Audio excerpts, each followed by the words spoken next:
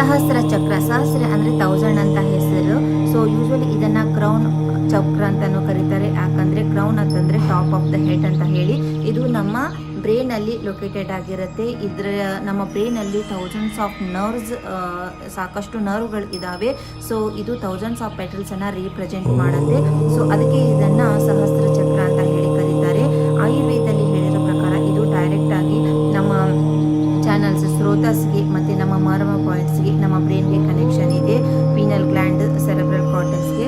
ಮತ್ತು ನಾವು ಒಂದು ಸೈಲೆಂಟಾಗಿ ಕೂತ್ಕೊಂಡು ಈ ಚಕ್ರದ ಮೇಲೆ ನಮ್ಮ ಮೈಂಡನ್ನು ನಾವು ಫೋಕಸ್ ಮಾಡಿ ಒಂದು ಲಾಂಗ್ ಬ್ರೆತ್ತನ್ನು ತಗೊಂಡು ಓಂ ಅಂತ ಹೇಳಬೇಕು ಈ ಬೀಜಾಕ್ಷರವನ್ನು. ಇದನ್ನು ಹೇಳೋದ್ರಿಂದ ಏನಾಗುತ್ತೆ, ಯೂನಿವರ್ಸಲ್ಗೆ ಡೈರೆಕ್ಟ್ ಕನೆಕ್ಷನ್ ಸಿಗುತ್ತೆ, ಒಂದು ಕ್ಲಾರಿಟಿ ಸಿಗುತ್ತೆ, ಈಗೋ ಹೋಗುತ್ತೆ, ಮತ್ತು ನಮಗೆ ಪ್ಯೂರ್ ವಿಸ್ಡಮ್ ಸಿಗುತ್ತೆ, ಪ್ಯೂರ್ ಕಾನ್ಷಿಯಸ್ನೆಸ್ ಇರೋದಕ್ಕೆ ಡಿವೈನ್ ಕನೆಕ್ಷನ್ ಸಿಗುತ್ತೆ. Thank you.